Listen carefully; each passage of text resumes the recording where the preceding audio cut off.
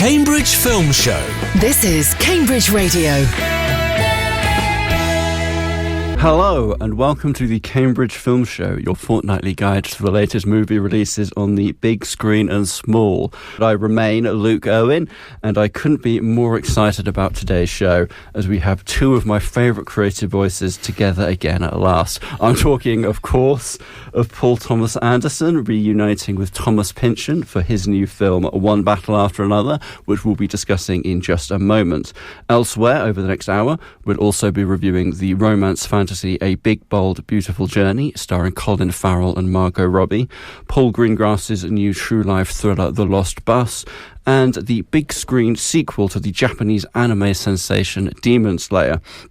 Plus, we have our usual selection of films that you can stream from home, with this week's selection including a behind-the-scenes look at the way online dating apps were developed in the Lily James-led Swiped, and a very different kind of dating technology in the science fiction romance drama All of You.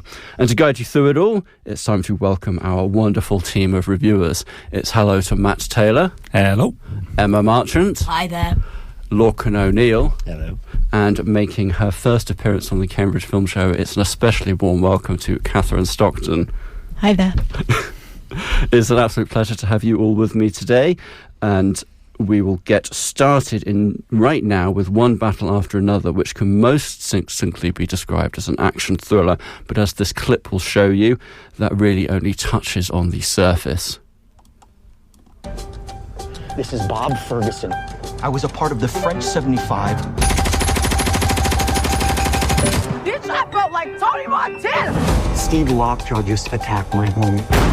And I cannot remember, for the life of my only child, the answer to your question. Maybe you should have studied the rebellion text a little harder. I need to find my daughter. Well, then call us back when you have the time. The voice you heard there was Leonardo DiCaprio, who stars as a strung-out political revolutionary who is forced to confront old foes after his teenage daughter is kidnapped by a corrupt military official. And I have to say, that doesn't really sound like a Paul Thomas Anderson film, but then again, it's hard to say what does sound like one of his films. This is a director who's done quiet coming-of-age dramas with the likes of Licorice Pizza. He's done period dramas with There Will Be Blood. There Will Be Blood. Yeah, He's done The Master. He's also been responsible for an Adam Sandler romantic comedy in Punch Drunk Love. Yet, and I'm going to come to you first on this, Emma, as you thankfully bailed me out there on remembering the film of a director who I love. This still does feel undeniably like a Paul Thomas Anderson film, wouldn't you say? Well, actually, I haven't seen... I haven't seen every Paul Thomas Anderson. I've seen Licorice Pizza. I love There Will Be Blood. I don't think I've sat all the way through The Master, actually. I think, but obviously this has come lauded with this sort of incredible, 96 on Metacritic. The critics have gone crazy for it because it is obviously the first time that we have possibly the finest actor of his generation, some might say, in Leonardo DiCaprio and Paul Thomas Anderson together in what is a sort of sprawling and complicated, from what I understand, adaptation from a Thomas Pynchon novel from, I think, the 90s. From 1990. There you go. Literally the beginning of the 90s. So it has that kind of sort of counterculture feeling maybe of a Pynchon book, but I think it's been pretty much ripped apart and put back together again to be set in an America in a near future, and it is sort of a slightly dystopian future, but bearing a strange resemblance to perhaps Trump's America of the moment, with the focus on immigration, getting rid of them, a sort of a near-fascist state. And in my opinion, I thought Sean Penn playing our kind of evil white supremacist general lockjaw in this, where the sort of revolutionaries have to come together to band against, almost doing what I felt was an RFK Jr. impersonation, but whether or not that was meant, I don't really know. And what a ride it was. I didn't know what to expect. I don't think the trailer really gives you much to expect, but this is it is an epic. You start off with the revolutionaries as they are, the Leonardo DiCaprio and Teyana Taylor playing the perfectly named Perfidia Beverly Hills. Daughter is born. Perfidia can't cope with motherhood, disappears, and then we flash forward to 16 years later, and that's when the action starts. But for me, the heart and soul of this film was seeing Leo back on stage in a sort of schlubby dressing gown, pretty much stoned all the time, unable to remember his revolutionary text due to the fact that he's lost himself in alcohol and weed for the last 16 years. But his eyes are always, I think, can be the beating heart of a film, and in this they really are. And he's backed up beautifully by Benicio del Toro, Sean Penn in a vastly unpleasant turn, but also you can't look away from it. And one of the best car chase scenes I've seen in forever, all shot in glorious, well, there's a bit of a question mark, isn't it? Is it 70mm? Is it VistaVision? It seems to have been shot in All Things for All People, IMAX, 70mm VistaVision, but certainly a big screen experience. And I had a really good time. It's 2 hours and 40 minutes. I didn't feel that running time at all. It might not be for everybody, but I think right now, coming out of the fractured America that we have, I think it's a really interesting take on that from a director at the top of his game and leading actors at the top of their games. It is a really interesting film, this, Matt. You've seen this as well, that Emma sort of mentioned some of the politics here. The Pynchon novel was broadly political. We'll talk more about Pynchon in a moment because I have a lot to say, and I believe Lorcan does as well. But Anderson hasn't been an explicitly political filmmaker, and this film has a backdrop of immigration and political revolutionaries. And I was surprised at the way that the film handled that in a way that I would say was, you might argue, unsatisfactory in some ways. I don't know whether you had an issue with the way that this film dealt with its politics. It certainly feels like it's setting itself up to be more explicitly political, with the sort of opening scene taking place of our Leonardo and his partner breaking out some immigrants from an immigrant detention centre.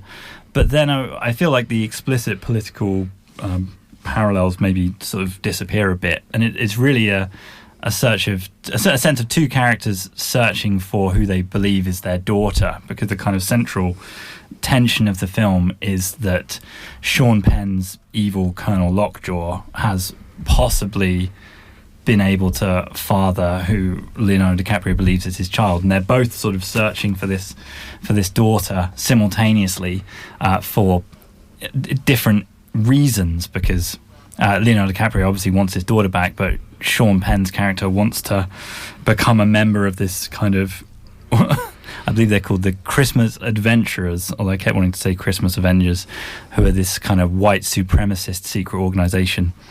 And that's what you kind of get throughout the film, these two secret societies almost working against each other in tandem and in like clockwork mechanisms. So the Christmas Adventurers have all the power, have all the cops, and are kind of desperately seeking out the evidence of Sean Penn's potential half-caste mixed race crime. Whereas in opposition to that, you've got Leonardo and Benicio del Toro running their own sort of immigrant underground railroad. So yeah, it's quite fascinating seeing these two systems kind of working against each other, and very, very engaging all the way through. It's 2 hours 40 minutes. So you're in the cinema for 3 hours when the ads are included, and it really flew by for me. I loved it. The only criticism I would have is that Leonardo DiCaprio and Sean Penn as the kind of two centrally opposed figures in the film, they only get one very brief scene together. I would like to see them have a real clash at some point, which you don't really get. The standout, though, is Chase Infinity for me as Leonardo DiCaprio's daughter, and she has a real fire and intensity as she's on the run, fleeing these two forces. But yeah, overall, I would say very, very good. Possibly not quite film of the year for me, but still excellent. I mean, film of the year is a very high bar, I'd say. I think if you were measuring everything about whether it's film of the year, I guess that just goes to show what high expectations we have of Paul Thomas Anderson as a director. And it sounds, Lorcan, from what I'm hearing from the reviews so far, is that this is a film that is trying to marry an intense character drama about fathers and quasi-fathers and their children, which is a very familiar theme in Paul Thomas Anderson films, with something that's far more ambitious in terms of its style. This is a budget of $150 million, which is, I think, 4 times higher than anything Paul Thomas Anderson's had to work with before. And I think, you put Leonardo DiCaprio in a film and this is the kind of budget you get. Did this feel like it managed to marry those two things, this sense of character drama and big epic scope? I personally would say no. I think this is definitely the most personal and the most revealing film Paul Thomas Anderson has made. He usually does a good job, similar to Tarantino, of keeping his own personality and morals out of his story and just let the characters unfold, whereas this felt like very much like a moral play. The money's on screen. There are you cannot fault the filmmaking. There are some chase sequences in this that are so exciting. It's very well shot, but it's all in service of just a bunch of. It's a character drama where I thought everyone was just very two-dimensional at best. I didn't really know what Leo's character was. He seems to change here and there. Does he regret his past? Does he want to get back into his past? Is he like a modern day like old man yelling at clouds, or is he the modern day kind of going to reignite this firestorm? Sean Penn is the only one who I think really gets to have a lot of fun, which is a bit of an issue because he's literally playing a Nazi. I got really angry with Regina Hall's performance. The camera just constantly cuts to her and she's blubbering. I'm just like, well, why are you blubbering now? You haven't done anything. You're literally just so wasted. Benicio del Toro, I think, was the only character that I actually liked. So you've got this beautiful sequence in the middle of the film. It's probably 40 minutes. It goes by really quickly. You've got this cool little like jazz Johnny Greenwood stuff going on in the background, but it's all in service of Leo running and hiding. But I don't care about Leo. I care about Benicio, and he's helping him, that kind of keeps it going. But I just thought a lot of it felt really flat and kind of tone deaf, and I think it's kind of bizarre that this came out the same year as Eddington. Eddington, I think, does a lot of similar things, very ambitious, but Eddington comes from a much, much, much, much, much more humanistic element of here's what happens when people fail to communicate and they feel like they have to build a barrier and they cannot speak to each other. Whereas this is just, imagine your most paranoid fantasies about the people who you disagree with were real. Okay, and then what? And then kind of nothing. The emotional crux of the film is between Leo and his daughter. There's one scene, almost a third of the way through the film, and that's it. And the only reason you're supposed to like Leo's daughter is because she's the daughter of this narcissistic psychopath. And so I was like, well, I don't care about her. You're not giving me any reason to like her. So I don't know. It was all a bit of a jumbled mess, but it looks nice on the big screen. I'll give it that. I also wanted to discuss, we mentioned Thomas Pynchon. This has been advertised as loosely based on Vineland, and I would argue that perhaps they say loosely based because his novels are so famously incomprehensible. It's hard to say for sure whether this is actually a faithful adaptation. I have read the novel. I know you haven't, Lorcan, and I believe no one here has. No. But if you know Pynchon, so Paul Thomas Anderson did Inherent Vice, which is a very faithful adaptation of Pynchon, and that will give you an idea of the sorts of work that he does.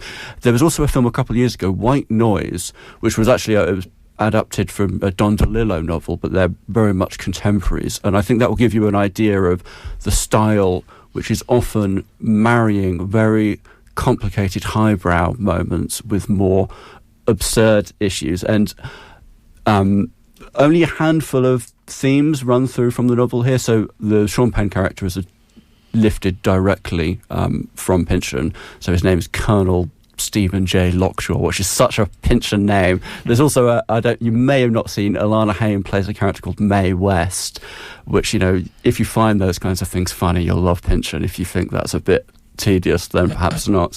I believe, Emma, you sounded as if you had one more thing to say. I was going to say I did American Studies as my degree, but I found Pynchon absolutely incomprehensible while I was doing that. It was part of it, and but I was going to say that this, I think, is quite accessible. So if you go in there worried about this, and like I say, because the trailer makes it look a little bit, but it makes it look a little bit more confusing, I think, than the actual film is itself. I enjoyed.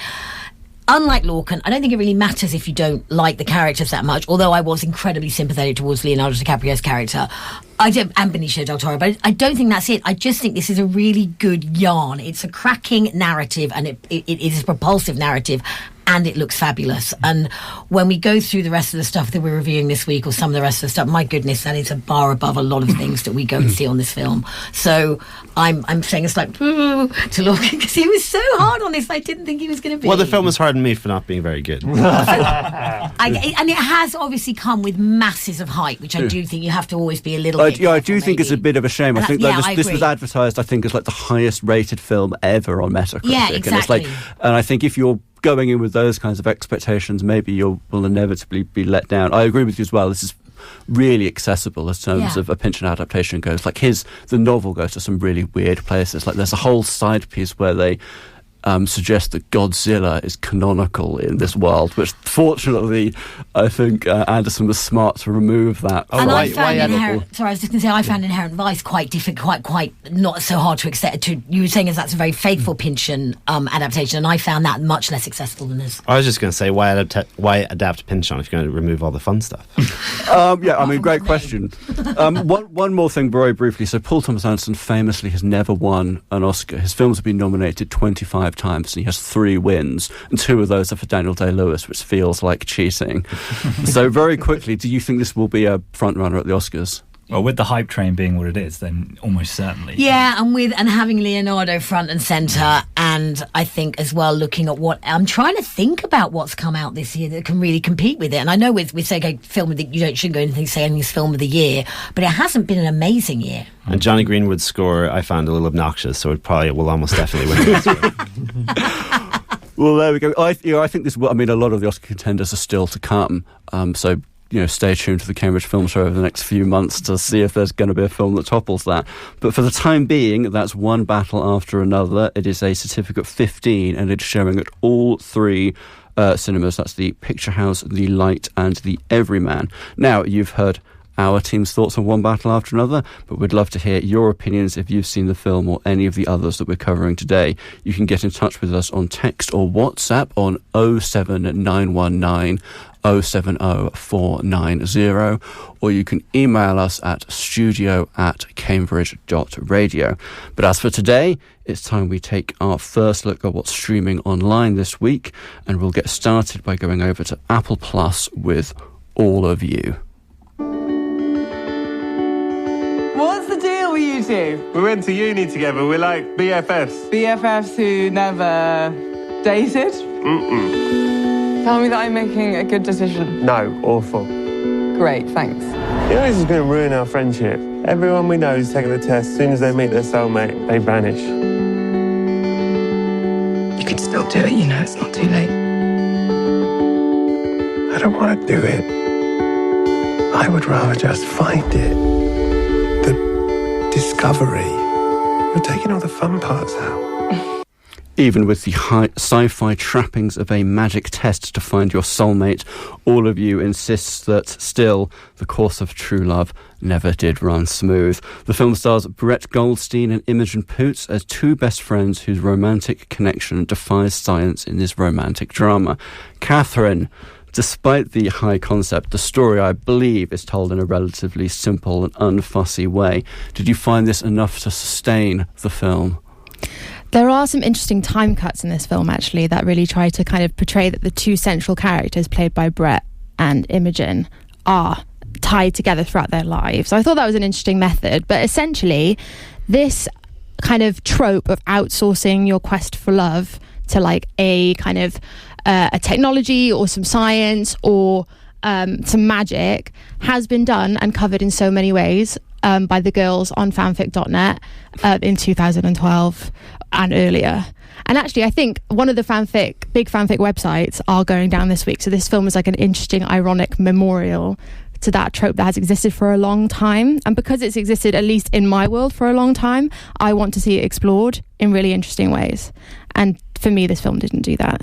So so it's interesting because I think it was Brett Goldstein who said to Variety that like the love story that has that twist of being assigned a soulmate has very rich territory for a love story, and like rich territory it does have, but not fulfilled territory. The idea of being assigned a soulmate, you can think about, what happens after you actually get that soulmate when life goes on. You could think about the fact that implies that, if you can be assigned a soulmate at say 30 years old, that you don't change, you don't evolve, you don't develop.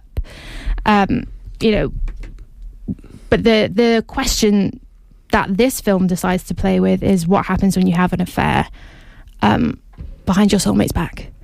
And after apparently 10 years of script development, that is the central question of this film. And to me, it just wasn't particularly intriguing or interesting, unfortunately. Oh, well, that's certainly a shame. Emma, I'll come to you next. I'm hoping that we have something more positive. I always say that with these sorts of films, you could have the most dull, boring concept, but if you put two people in a room together who get on like a house on fire, then that can make the whole film work. I'm looking at Brett Goldstein and Imogen Poots here, and I'm questioning whether they would look like or indeed be soulmates. The one thing, like we talked, this is an hour. It's only an hour and a half, and my goodness, it felt longer. It feels like an extended kind of Black Mirror episode. And as Catherine said, the whole idea of this fact that everyone in the world is taking a test to find your soulmate, which isn't actually that far removed from our ideas of traditional marriage anyway. I mean, we do tend to try and get together with people in our 30s, and then we are expected to form family units and stay together forever. But that's not the point. Like Catherine said, it doesn't really go into that at all. Brett Goldstein's character Simon doesn't want to take the test. I think the impression is he pays for Imogen Poots, Laura. They clearly are, they're denying their desperate attraction to each other, like Harry and Sally, and he pays for her to have the test, I think probably hoping it's going to be him. It's not him, so she then sort of has this soulmate marriage with Stephen Crees Lucas, who is just so sort of bland as to be non-existent. That's not necessarily his fault. The thing, and it is just about sad people. It's a film about sad people having an affair. And in my opinion, Imogen Poots' character Laura is incredibly selfish, because she won't even consider leaving her soulmate, even though they are having undeniably sexy sex. I will say this is certainly true. Brett Goldstein and Imogen Poots do have great chemistry when they are allowed to have some screen time to show it, which isn't probably often enough for my taste in this film. I don't mean like that. I just mean this film doesn't. That's its strongest point, and they don't even get to play with that very much. Like I say, you have Brett Goldstein, the wonderful Zora Ashton of Fresh Meat. Plays Andrea, who he also has a brief relationship with at the beginning, but she has to leave because she can just see this love that he's holding for Laura, so she walks out. So she's sorely wasted as well. There's no one really else in it. It's a two-hander, but even a two-hander where they're not. It was so, and it's so sad. It's just so is this bleak. So I saw the director here, William Bridges, who I wasn't familiar with before this. He worked on Black Mirror, which perhaps doesn't sound remotely surprising. He did devise the episode USS Callister, which I think we generally regard as one of the finest episodes. Yeah, one of the finest pieces of TV ever, to be honest. Well, let's not go crazy, Emma. But does it fit, like, I want to ask you both quickly whether, so this has come onto streaming and it's from someone who's worked pretty much exclusively in television. Does this feel like a film, or does it feel like a 100-minute TV series? I would say, I think it feels like a film. It feels like an Apple, and it feels like an Apple TV film to me, which tend to be a bit grown up and a bit sad and a bit sort of navel-gazing, which is sort of, can sometimes be, Apple TV is sometimes accused of that in its sort of choices on both television and films. It does, it felt like a film. It did feel like a film though, Catherine. I don't know what you thought. I kind of disagree. I do think it felt stretched, and that it could have been either a short film or an episode of TV. I did feel like it was trying to take a concept that has actually already been done on Black Mirror, the episode Hang the DJ, which is also great, and stretch it, and it didn't have enough material to stretch it. It's interesting what you say about the Apple original films and how did you say navel-gazy? Yeah, I find the fact that Apple have acquired this movie to be absolutely fascinating. So it was played at the Toronto International Film Festival and the BFI Film Festival, which was international premieres. Interestingly, didn't win any awards at either of those, and then was bought as an asset by Apple to quite a new team of creatives. So one of the reasons I would recommend watching this film is because if you are a writer or you want to be a screenwriter, it's quite inspiring to see that you don't actually need heaps of talent to have something play international film festivals and then be acquired by Apple. But then I guess Brett Goldstein is one of Apple's biggest, he's one of their biggest stars at the moment on TV, I would say. And I did want to say very quickly, I was sad as well because I haven't seen Imogen Poots in anything, I think, since The Father. I haven't seen much of her, and I really, really like her as an actress, and I just think she was sorely let down by this. She is great. I saw her in Vivarium, which is a very strange, surreal that is a terrific film. Yes. We do unfortunately have to move on. We got a lot more discussion out of that than I was expecting from an Apple original film, but that is All of You, and it is a certificate 15 for very strong language, sex and drugs, which I believe believe Emma mentioned at least some of those things in her review of the film. Now we head back to the cinema for Demon Slayer Infinity Castle, an animated dark fantasy action film that is based on the manga series of the same name. We have a trailer for the dubbed version of this film, which is how the film is mostly available in Cambridge cinemas. Not that I'm sure that will make things any more comprehensible.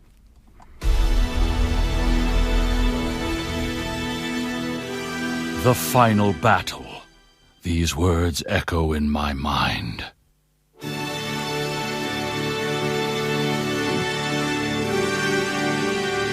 This battle may finally reach its conclusion tonight.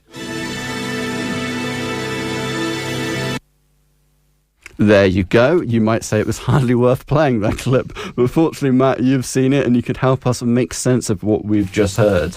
How did you get on with this film? I don't know if I'm necessarily the one to make sense of it, because I went into this completely blind. I've not seen any of the 4 seasons of anime that preceded it, and I was hoping there would be some sort of concession to newbies at the start, maybe a little recap or something. But no, the film begins and all of the characters are falling through the air in some sort of infinite castle, which is this kind of MC Escher-inspired infinite landscape of wooden rooms. And there's really no messing about. You're straight in. There's a big evil guy called Muzan who's laughing his head off as everyone's been trapped in his infinity castle. And then various characters run around wooden hallways, getting into fights with high-ranking demons. And that's what happened. The trailer's a little bit misleading because I think it says the final battle ends tonight. Even though this is 3 hours long, we don't get anywhere near to the end of the battle. So I imagine there's plenty more. Yeah, I was going to say this is supposedly the first in a 3-part trilogy. Yeah, there's a lot more to come. Essentially, there's 6. I believe I may be wrong. There's 6 upper rank demons and Mr. Muzan himself. And this film, in its 3 hours, we get to see 3 fights with upper-ranking demons. And essentially, I'm not sure whether this is by design or not, but the characters seem to be running around at random, but then they happen to run into demons who they have some personal connection with. And that personal connection is then explored in flashback, intercut with the fight scenes, which is essentially what the film is. So it's kind of 3 hour-long fights with various demons. And it looks amazing. I didn't really know what I was meant to care about in terms of the characters, but it was very exciting, and you did get to learn a lot about these demons' backstories. So I don't know if that meant the demons themselves were being introduced for the first time, or whether they had characters before and they're just being kind of fleshed out now. But it's very interesting, and you got to see the demons' past and how they became a demon and what motivates them. It was a little bit... So a problem I have with action films like this is when it's not clear how to kill the antagonist. It seems to be the only way to kill a demon is with decapitation, but that meant all of the rest of the fight just kind of seemed pointless. It's like, well, either cut its head off or stop fighting, because all this incredibly choreographed fighting was just pointless because nothing had any effect unless you're going to cut the demon's head off. There's one fight, the third fight, they sort of cut his arm off about 20 times, and I kept thinking, well, stop bothering, he's just growing it back every time. But looks fantastic, soundtrack's amazing.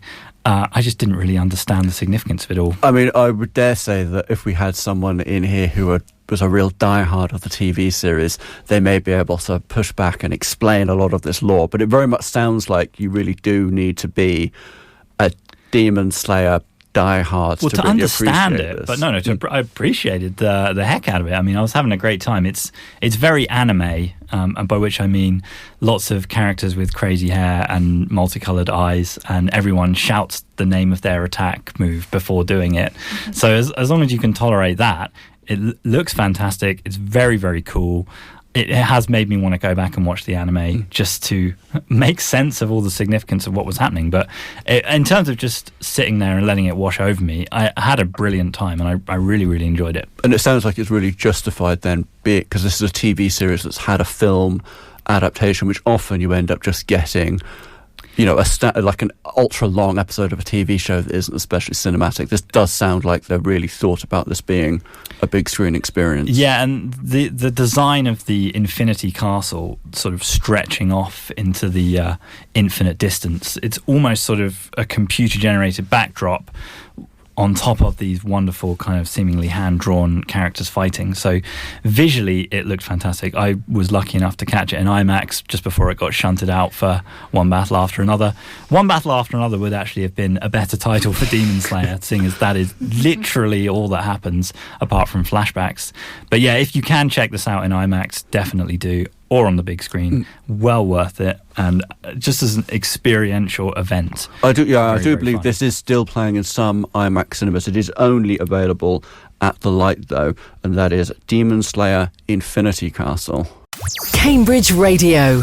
Discover the day with Cambridge Breakfast. 7 o'clock. Good morning. We're running initially a driverless bus that's a 16-seater out of Madingley Park and Ride. We really do know people in our local area. Now with the rest of the morning sport, here's Lewis Mason. Cambridge Breakfast, Monday to Thursday at 7 with Julian Clover. Inch of Music, number 455. And Fridays with Lyndon S. I'm in the middle of changing my phone. It's horrible. From Cambridge Radio. Listen to Cambridge Radio on your smart speaker. Say play Cambridge Radio. Cambridge Film Show. This is Cambridge Radio. Welcome back to the Cambridge Film Show on Cambridge Radio. I'm Luke Irwin, and with me today are Emma Marchant, Matt Taylor and Katherine Stockton. Lorcan has unfortunately had to leave us because he only wanted to come in to complain about one battle after another. But if you're just joining us, you've missed, well, some of us extolling the virtues of one battle after another and predicting Oscar success. And I didn't even think to ask about the Academy Award prospects of Demon Slayer. But luckily, you can listen back to today's show and all of our previous ones online. We're available as a podcast on your smart speaker and on YouTube. You can find us on the Radio Player app by searching Cambridge Film Show or by searching for podcasts wherever you get your audio. As for today, we're heading over to Disney Plus for our second streaming choice of today with Swiped. Young people don't date online. If we break through that stigma, suddenly we've got complete market share of all millennial dating. Just give me $600 and a plane ticket, and I will come back with the next Fortune 500 company. With Tinder, I'm swiping right. How do I download it? I want to see this. Oh my God. Oh my gosh. We are netting over 10,000 new signups a day. You are the brains behind this Tinder explosion. I just want 1 million users. You heard there Lily James as Whitney Wolfe Herd, the tech entrepreneur who helped revolutionise the online dating market in the mid-2000s with her contributions first to Tinder and then by developing her own app that would go on to be called Bumble. Emma, if I were a cynic, I'd say this film takes as many creative licenses with the truth as the online profiles of the people who use these apps. Despite that, did you think that this film has something authentic to say? Well, I am of a generation, and I haven't ever had to use a dating app in my life. Because I am obviously of an older generation. So from that point, that's interesting. I did do a bit of Googling afterwards. I mean, it's no secret that Whitney Wolfe Herd had to sign an NDA when she left Tinder, and the way this film spins it is that she was the victim of some really unpleasant sort of bullying after she was sort of the creative talent between going and hitting all the campuses. The premise is we're in the mid-noughties. I think it was hard to tell. The sense of time was a little bit lax with this, I thought, because we're at the beginning of the tech boom, but I think some of the music wasn't necessarily in the right place. And also, I'm pretty sure energy drinks were late. I think the big thing with energy drinks was a bit later than this anyway. But anyway, we're at the beginning of the Tinder boom. She is with 3 kind of tech bros and they create Tinder, but really it's down to Whitney's hard work and genius idea to get to all the sorority houses and the frat houses at the same time and get them all to sign up to this dating app that's going to put them one step above the other. And then sort of jealousy and toxic masculinity get involved, and she then, like you say, she left, she signed an NDA, or she was fired, she signed an NDA, she got a very big payout, and she used that payout then to hook up with a Russian tech guy and make Bumble. And when you say hook up, I meant on a business hook term. up on a business sense. I'm not even. That was a really stupid thing to say, wasn't it? We were talking about a film about online dating. This is it's fine. It was a fine documentary. I didn't know anything about it. I did then do some Googling, like I say, and I don't. I'm pretty sure that Whitney Wolfe Herd was perhaps not as sympathetic in the workplace as she is portrayed in this. It's very hard to have Lily James play someone and not come across as sympathetic anyway, because I do find Lily James a terribly positive and energetic sort of force of nature in any film she's in. The highlight for me was Dan Stephen coming back in, recycling his Fire Saga character with possibly the best Russian accent in the game today. As Andre, the guy who also turns out to be quite toxic and masculine. But it doesn't tell you anything you don't know. Oh, what, really? The tech boom was just dominated by unpleasant guys who got lucky and then sort of behaved badly? You don't tell me. And I thought that there was sort of montage. It just felt, it was a little stale, but it was done with enough panache to make it a perfectly watchable streamer. Oh, panache, that's not a word that I thought of while I was watching this film. I like panache. Catherine, I want to come to you next on this. So I thought that this was going to be like a social network light type of film, where it was about the inner workings and the inner conflicts of people with real big egos working on tech. But I think, as Emma sort of implies, this is much more focusing less on specific interpersonal issues and more honing in on, I mean, maybe is it too unfair to say that the moral of this film is that men are awful? I think this does try to ride the social network wave that has definitely dissipated from 2010. Like, I'm personally quite tired of biopics and at all, but like, there is a scene in this where she gets the Andrew Garfield treatment of being like shafted out of a contract, and there's the kind of montages that the social network has, and there's the idea of like the underestimated person with the bright idea. So I think it does actually try and ride that wave, but you're right, it is also trying to be a kind of explicitly feminist film, which is fine. There's huge amounts of space for that. I've got a huge amount of time for that. But the A plot is social network meets dating apps, and the B plot, which I find much more compelling, is about how Whitney Wolf, so the CEO of Bumble, lobbied for a bill that made it a punishable offence to send lewd images online without consent. That is a small part of the movie that comes quite late into the movie, and I find that a much more interesting story than the whole I'm going to be a techpreneur thing that exists from most of this movie. Yeah, I agree. This film really does cram in a lot of story in here, and you've watched this one as well, Matt. Well, we won't ask you about whether men are awful, thankfully.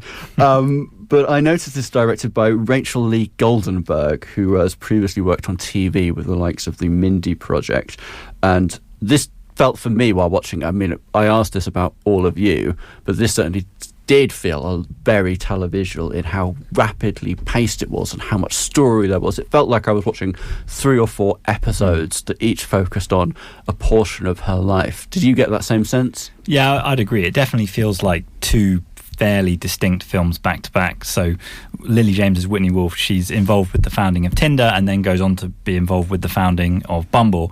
And those 2 really are quite separate stories in my mind.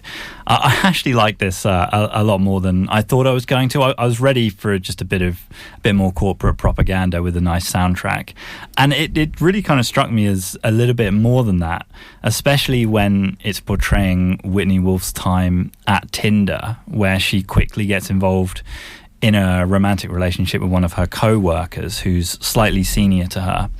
And that relationship starts off very positive, and then there's just little subtle red flags being displayed. And I thought the way in which they showed that relationship's gradual transition from being something really lovely to something incredibly toxic and horrible was, I think, really well done. You just see little ways in which her partner undermines her in the office in the guise of being supportive, but actually trying to just take credit for her ideas. And I thought the way in which they portrayed that relationship souring was really interesting. And then it just becomes another bit of corporate propaganda again. I think that's fascinating, because I found her relationship with Justin, played by just one of the most laboured from the moment he came in. They cast a guy who just looks... He looks toxic. He looks toxic. He was toxic from the very beginning. You're like, oh, I can see exactly where this is going. And then, of course, she moves to Austin, starts Bumble, and then gets together with her now husband, obviously the herd of the Whitney Ford herd, who just is some kind of like sexy cowboy at the end of the bar. And she's like, you've got to read this article about before you to go any further. And he's like, I don't need to, or whatever. I thought that was really badly done. I thought The Office I don't know. Now, actually talking about it, I'm crosser about it than I thought I was. Yeah. No, I agree with you. I thought this film was really caught in two worlds. It felt really breezy and optimistic at times, and then it wanted to touch on just enough of the politics to give you the impression that it had something interesting to say. And that's kind of what I liked about it, because it reminded me a little bit of It Ends With Us, in that it seems to be a sort of breezy rom-com, but then it's showing you these toxic behaviours. You know how we all feel about It Ends With Us. So well, Luke likes it. Yeah, I loved It Ends With Us. The film that I was thinking of, I don't know if either of you saw, about 5 years ago, there was a Julia Garner film called The Assistant. I don't know if any of you saw this. Yes. And I thought that was a really spectacular film about workplace harassment. And Julia Garner's gone on to do really big Hollywood stuff. Yeah, Weapons this year, which, I mean, we talked earlier this year, earlier the show, about films that would be the film of the year. I think Weapons would be, and if you enjoyed Julia Garner in that, I would say please go back and rewatch The Assistant. It's a really small and dark and really disturbing film about workplace harassment. This is none of that. It's just fluffy and I do disagree somewhat. I think what I liked about the workplace harassment arc was that they kept her character very rational, very sane. She already had a very positive reputation within the company, and yet she was still kind of manipulated out of speaking and disbelieved, and all fell on her. And I think that was an accurate representation. I think she played it very well. I think they should have, though. Do you not think? Because they do have that interesting scene with her and Tisha, played by Mahala, where they sorry, just to wrap up really quickly, where they do insinuate that when she was the only woman in the room, she didn't care about anybody else below her. When she was when she was the co-creator with the boys, and there's one line where Lily James is like, "Oh yeah, maybe that was my bad," and I thought they could have done more about that. But essentially, I guess this is a puff piece for Whitney. I mean, who would have thought that we've had two streamers today that have ignited so much conversations? There's a real change of pace from the kind of stuff that we usually have to talk about. Women-led, that's why women-led. Yeah, well, indeed. That is Swiped, so, I mean, it's not wholly panned. I think, I mean, at the very least, it's inspired a lot of very interesting conversation. So if you want to get involved in that conversation, have your own thoughts on it, you can watch that on Disney+. Now, from the rather dark side of romance to a rather more cheerful depiction, it's time for Colin Farrell and Margot Robbie to take us on a big, bold, beautiful journey. So we live in the same city. Are you gonna ask me out? Would you like to be asked out? Wouldn't be worth the risk. Do you want it on your ring? Please. This is the only ring I'll be getting from you. You headed back to the city? I might make a little detour. I'm a big fan of scenic routes. Me too. Why are you single? I suppose I haven't met the right one yet. What about you? I'm meant to be alone. You really believe that? That was the trailer for A Big, Bold, Beautiful Journey, the title of which promises us rather a lot. The journey begins as David and Sarah, played by Farrell and Robbie, meet as two strangers at a wedding, but rather than sparks flying, the conversation fizzles out. However, after ordering a rental car to take him home the next morning, Dave discovers that its GPS tracker has a life of its own. It guides Dave to a fast food restaurant where he again runs into Sarah before sending the pair on a rather more fantastical route home. Matt, I've heard this film being described in some places as refreshingly joyous and playful. Well, I don't know who said that, because I wouldn't agree at all. I would describe it as annoying and tedious throughout. I mean, you mentioned the fast food restaurant. They literally repeatedly refer to what they're eating as a fast food cheeseburger before Colin Farrell corrects Margot Robbie as, oh, actually, it's called a Whopper. It's like, great, I didn't need to listen to that. That's 30 seconds of my life I'll never get back. It's essentially two basically fine, well-off characters with mildly traumatic pasts getting to experience some magical realism where they get to fall in love. I didn't really like it at all. There's a few kind of passable set pieces, and Colin Farrell and Margot Robbie are obviously A-list stars, so they can make certain scenes work. But the problem for me is that all of the kind of big scenes where, say, Colin Farrell gets to go back in time and talk to his own dad before his own birth and have these really emotional moments, but they've all just come out of nowhere, so it's not really earned. And I felt myself, even though the performances are strong, it's just coming out of nowhere, and I wasn't being brought along for the ride. It was just very, very annoying, I felt. Wow. Emma, I feel like you're going to have an awful lot to say about Colin Farrell and Margot Robbie's casting in this film. I really went through a stage. I think when it wasn't even his fault. I think when Hollywood was trying to sell Colin Farrell as the next big thing back in the days of like phone booths, he intensely annoyed me, and Alexander the Great and that kind of thing. But then obviously he realised, and Hollywood soon realised, that actually he is a very, very good character actor. I mean, the Banshees of Inisherin in Bruges, that's amazing. He's a great actor. Margot Robbie is a great actor. They are done such a disservice in this because, they are luminous, really, and instead they're put in this weird kind of Miyazaki rip-off, it felt like to me. The director is Kogonada, one name like Cher, and he is, I believe, an American-Korean director who's mostly known, I think, for the Pachinko TV show, which did get rave reviews about the sort of Korean immigration experience into America, and is meant to be very, very good. Like I say, this sort of has the feeling of a Studio Ghibli animation all around it. The soundtrack is even by Joe Hisaishi as well, so I think this is probably more a homage than a rip-off, I would say. But just as Matt alluded to, the script is so banal.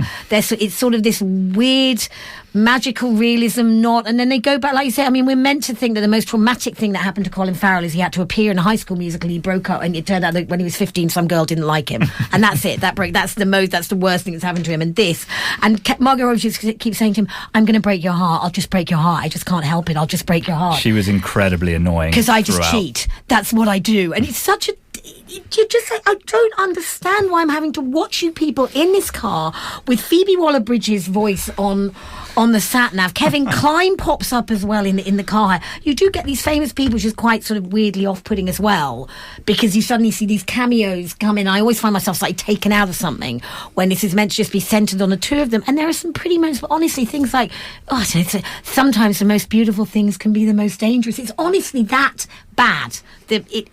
It made me cross. I was hoping for something, like you say, joyous, romantic, maybe a little funny. They also put Margot Robbie in a terrible wig, which I just couldn't take my eyes off the entire time, because I couldn't understand why you would do that. Just give Margot Robbie her normal hair. She would have been fine. There's a line that's repeated a few times throughout the film. Sometimes you have to perform to get to the truth. And I think that's what they were going for. By making it so stagey and artificial, they were somehow meant to be making some real point about relationships, and it just didn't work. You get these primary colours, don't you? I felt a bit like La La Land, because it's all very, very stark yellows, reds, blues. It's pretty. It is a pretty looking film, but then again, so was Swipe, that we just talked about. So, pretty looking film with two pretty looking people with very little to say. But they have, and they've got better acting chops than this, and I feel let down on their behalf. I just think this is a really you're not mad, you're just disappointed. Yeah, I am. I was the only. Also, I'm not sure how well it's going to do. I was the only person in my 5 p.m. screening in the biggest screen at Haverhill, by the way. So the guy was like, "You're going to have a private screening." I was like, "Great." Then about 15 minutes in, I was like, "Oh my word." Well, there we go. I mean, that's the team's thoughts, a rather damning review of Big Bold Beautiful Tony. But I have great news for you. We have a listener correspondence for this film. Ben, who's listening today in Devon. Hi, Ben. He messaged in and he says, though the tone wobbles, its quirky sentimentality runs through, and Robbie and Farrell's chemistry grounds the surreal adventure, making a fantastical journey feel worthwhile. Listen to Ben. So at least somebody enjoyed this film, and thank you for listening and writing in for us, Ben. That is A Big, Bold, Beautiful Journey. It is a certificate 15 for strong language, and it is showing at the Everyman and the Light. Up next, we have a rather different journey as Matthew McConaughey takes a frantic drive through California in a school bus in the new film from Paul Greengrass. There's a situation developing at Ponderosa Elementary. There are 23 kids who are stranded. Is there anybody in the area that can pick them up? Is there anybody that can go and pick these kids up?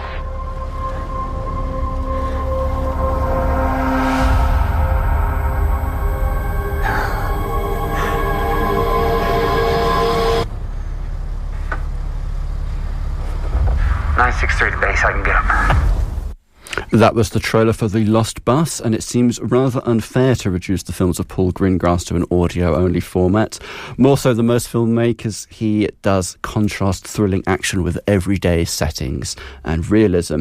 And it seems very much like that's the case here. Matt, you watched this one, although I believe you weren't aware that this was a Paul Greengrass film, so I wonder whether that surprised No, you. it was completely bamboozled when the name came up at the end, because I went into it thinking it was just another streamer that had come out at the cinema just to give it a bit of clout, and I was watching, I was thinking, I'm actually really into this, I'm very engaged, and I want these kids not to be burned alive in their bus.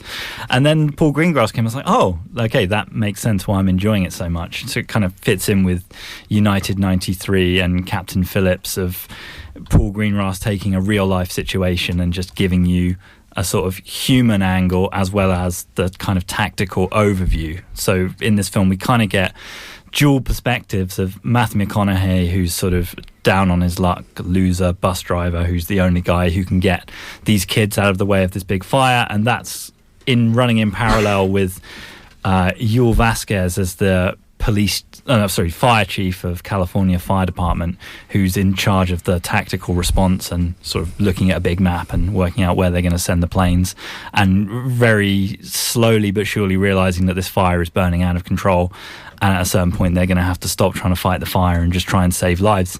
It's very gripping. Matthew McConaughey is fantastic as always.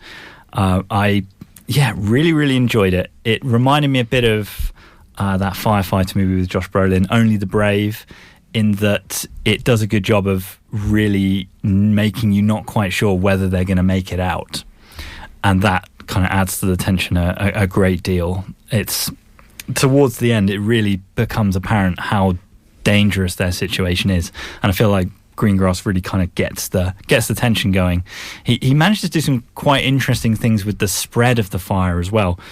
The fire is almost its own character and sort of flies through the forest, and starting to kind of, just like the evil spirits in Evil Dead, you get kind of first person fire cam, also spliced in with some seemingly cell phone or news footage of the fire itself burning houses, so it makes it feel very real and grounded.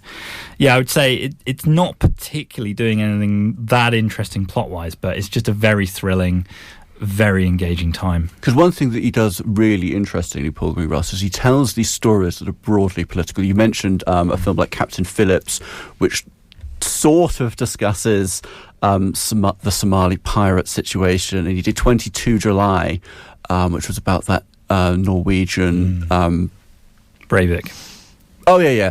And more pointedly, United 93, about the plane hijacking. Well, there's one moment in this where it felt like it was about to launch into a big political moment, and then it just doesn't.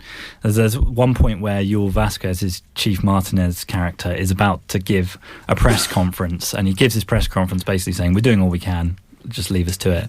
And then as he's walking away, he rushes back and says, and I just want to say, these fires are getting worse every year. And you just think, oh, this is the climate change bit. And he says, we're all fools, and then just walks away. Wow, because I mean, obviously we had a very notable California wildfire earlier this year in Los Angeles that was very devastating for a lot of people, and a lot of people lost their homes. And it felt like this film could have been appealing to a particular California audience.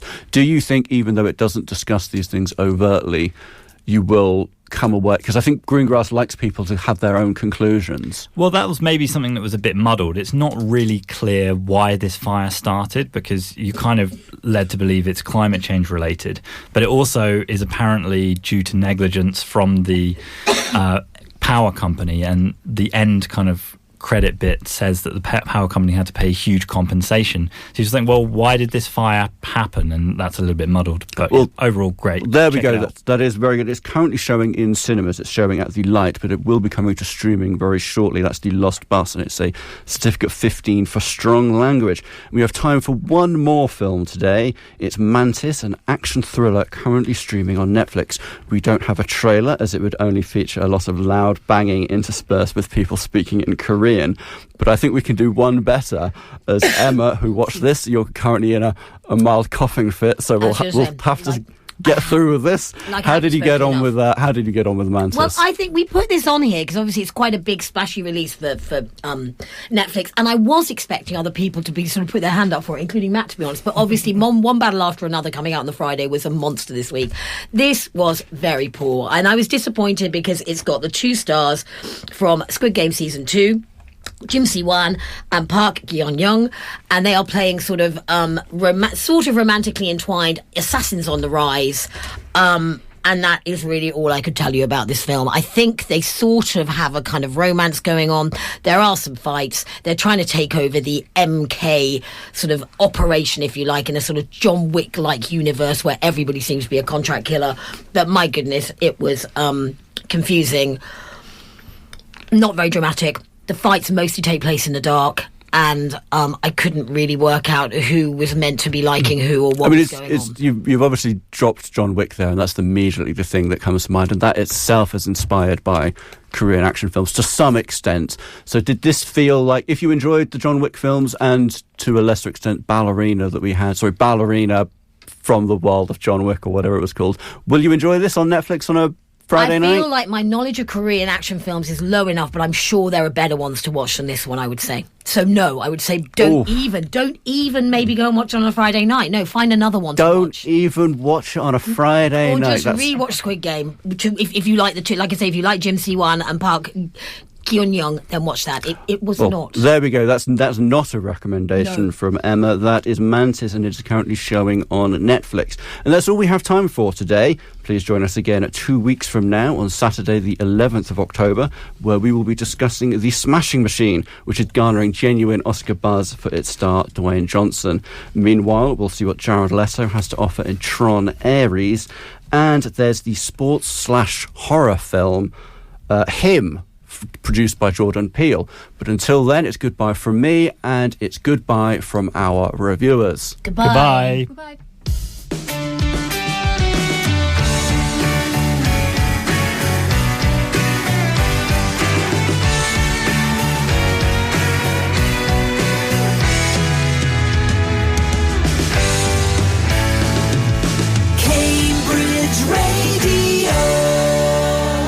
You know that feeling when your teeth are so clean your tongue can't stop checking. At Wello, we make it easy to keep your smile feeling amazing. No dentist referral needed. And right now, you can enjoy 30% off all cleans, making our welcome appointment just £62 for a pain-free but thorough clean.